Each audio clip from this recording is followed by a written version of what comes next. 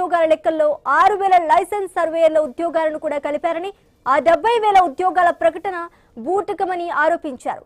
Licence సర్వేయర్లు తీవ్ర ఇబ్బందులు ఎదుర్కొంటున్నారని, సమస్యలు పరిష్కారం కాకపోవడంతోనే వారు ప్రధాన ప్రతిపక్షాన్ని ఆశ్రయించారని హరీష్ రావు అన్నారు.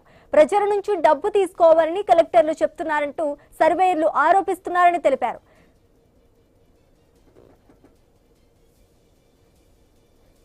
ఇంకా కొంతమంది మాట్లాడడం ఇష్టం లేక నాకు పేపర్లు ఇచ్చిపోయారు. ఇక్కడ వాళ్ళు ఏం చెప్తున్నారంటే అంటే ఎట్లా జరుగుతుంది ప్రభుత్వంలో అని ఒక మిత్రుడు వెనక కూర్చొని పేపర్ ఇచ్చిపోయిండు.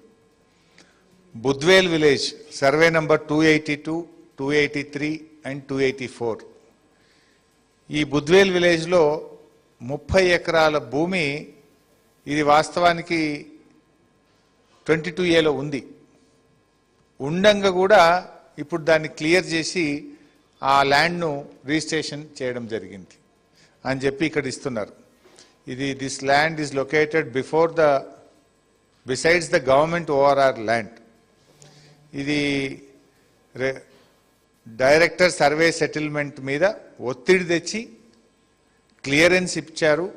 దీంట్లో దాదాపు పెద్ద ఎత్తున కోట్లాది రూపాయల డబ్బులు చేతులు మారి ఈ 30 ఎకరాలు బుద్వేల్లో ఈ ల్యాండ్ క్లియర్ చేసినారని చెప్పి ఒక మిత్రుడు వెనక నుంచి పేపర్ పంపించినారు. ఇంకొక మిత్రుడు ఏదో ఇంకొకటి కూడా ఏది RR district Serilingampally survey number 20/1 ఇది కూడా అదేనా ఇంకోటి సర్వే నంబర్ 20/1. ఇది ఇందులో ఏం చెప్తున్నారంటే ఈ ప్రాపర్టీ 22Aలో ఉందట. SAS ఇన్ఫ్రా GN రావు గారు 22Aలో ఉండగా 22A ఓపెన్ చేసిండ్రు, రిజిస్ట్రేషన్లన్నీ చేసిండ్రు. రిజిస్ట్రేషన్లు అయిపోగానే మళ్ళీ మొన్న 10 రోజుల కింద మళ్ళీ 22Aలో పెట్టిండ్రట ఈ గవర్నమెంటే. సో 22A తీసిండ్రు, రిజిస్ట్రేషన్లన్నీ బిల్డర్కు సాయం చేయడానికి రిజిస్ట్రేషన్లు చేసిండ్రు. బిల్డర్ పని అయిపోయింది, మళ్ళీ వెంటనే 22Aలో పెట్టిండట 10 రోజుల కింద. ఇది మా పరిస్థితి ఏంది సార్ అని చెప్పి ఇందులో కూడా 30% తీసుకున్నారు సార్, పెద్ద ఎత్తున చేతులు మారినాయి అని చెప్పి. ఇది SAS ఇన్ఫ్రా GN రావు గారు తీసింది వాళ్ళే, రిజిస్ట్రేషన్లు చేసింది వాళ్ళే, మళ్ళీ 10 రోజుల కింద పెట్టింది వాళ్ళే. ఇది ఏం జరుగుతుంది అని చెప్పి ఒక మిత్రుడు పేపర్ ఇచ్చిండు. అట్లా ఇంకోటి కూడా ఏదో చెప్తున్నారు. సంగారెడ్డి దగ్గర శిల్పా మోహన్ రెడ్డి గారిదట 22A నుంచి తీసిండ్రు, రిజిస్ట్రేషన్లు చేసిండ్రు. ఇది ముఖ్యమంత్రి గారికి తెలిసి అట్లా తీసిండ్రు అని మళ్ళీ పెట్టించిండట. తీసింది ఎవరు, పెట్టించింది ఎవరు? మంత్రి గారు తీసిండ్రు, ముఖ్యమంత్రి గారు పెట్టించిండట. అంటే మరి ఇప్పుడు పాపం తీసినప్పుడు కొనుక్కున్న వాళ్ళ పరిస్థితి ఏంది, మళ్ళీ పెడితే వాళ్ళ జీవితాలతో ఆడుకుంటే ఏమవుతుంది అనేటువంటిది ఒక ఇష్యూ.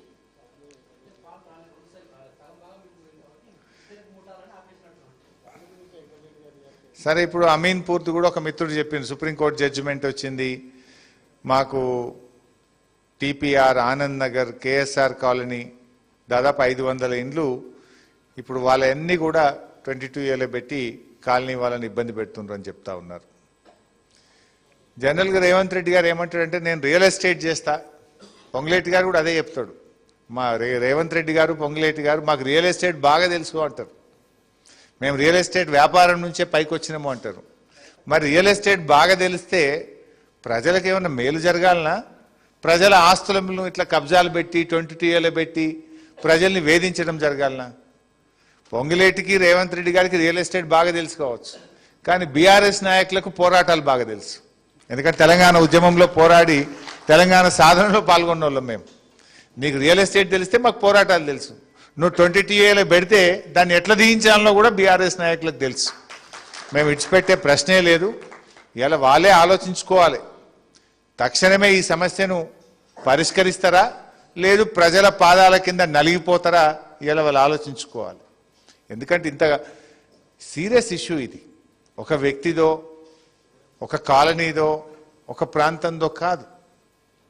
హైదరాబాద్ చుట్టూ కొన్ని లక్షల ఎకరాలు, లక్షలాది ప్రాపర్టీలను ఈరోజు 22Aలో తెచ్చినారు.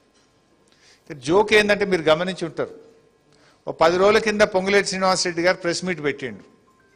పెట్టి ఏమన్నాడు, మా ప్రభుత్వం వచ్చినాక ఒక్క ఎకరా కూడా మేము 22Aలో పెట్టలేదు అన్నాడు.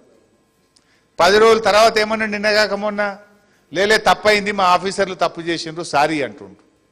అంటే 10 రోజుల కింద పెట్టలేదంటివి, 10 రోజుల తర్వాత సారీ చెప్తివి. అంటే నువ్వు ఎంత డూప్లికేట్ మాటలు మాట్లాడుతున్నావు ఇవాళ ప్రజలకు అర్థమైతలేదా? నిన్న ఇంకో మంత్రి మాట్లాడిండు, కోమటిరెడ్డి వెంకటరెడ్డి.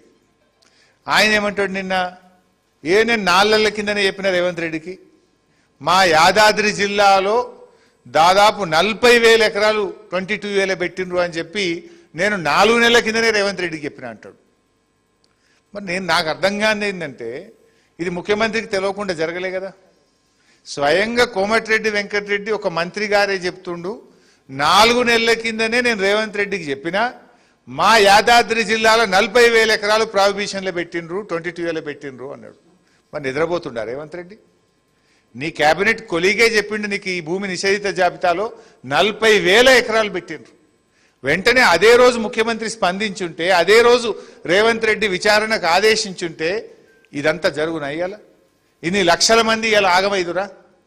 అంటే దీన్ని బట్టి మనకి ఏమర్థమవుతుంది, రేవంత్ రెడ్డి పొంగిలేటి గారు ఇద్దరు కూడబలుకొనే ఇది చేసిండ్రు అని ఇలా స్పష్టంగా మనకు అర్థమవుతుంది. ఇది మనం చెప్పలే, మీ మంత్రే చెప్తుండు, మీ కొలీగ్ కోమటిరెడ్డి వెంకటరెడ్డే చెప్పిండు 40,000 ఎకరాలు యాదాద్రి జిల్లాలో ప్రాహిబిషన్లో పెట్టిండ్రని 4 నెలల కిందనే నేను రేవంత్ రెడ్డికి చెప్పినా అన్నాడు. అయినా రేవంత్ రెడ్డి ఎందుకు నిశ్శబ్దంగా ఉన్నాడు, ఎందుకు సైలెంట్గా ఉన్నాడంటే ఇదంతా నీకు తెలిసే జరుగుతుంది అని అర్థమవుతా ఉంది. ఇప్పుడు నీకు తెలియక జరిగింది అనుకో, ఇప్పుడు ఈ మోసం ఏంటంటే, ఇక్కడ బాధ కలిగేది ఏంటంటే, ఆఫీసర్లు చేసినారు సారీ అంటున్నారు. ఒక ఆఫీసర్కి ఇంత ధైర్యం ఉంటుందా? ఇన్ని లక్షల ఎకరాలు, ఇన్ని జిల్లాల్లో, ఇన్ని కోట్ల ప్రాపర్టీలను నిషేధిత జాబితాలో పెట్టే ధైర్యం ఆఫీసర్లకు ఉంటుందా? రేవంత్ రెడ్డి గారు చీటికి మాటికి చిన్న చిన్న దానికే విజిలెన్స్ ఎంక్వైరీ అంటాడు, సిఐడి ఎంక్వైరీ అంటాడు. మరి దీని మీద ఎందుకు ఎంక్వైరీ చేస్తలేవు? విజిలెన్స్ ఎంక్వైరీ, సిఐడి ఎంక్వైరీ చేసి దీన్ని బయటకు తీయాలి కదా. ఎందుకు ఏ ఎంక్వైరీ ఆదేశిస్తలేవు? కోట్లాది మంది ప్రజలు ఇలా నిద్ర లేకుండా చేసినావు నువ్వు.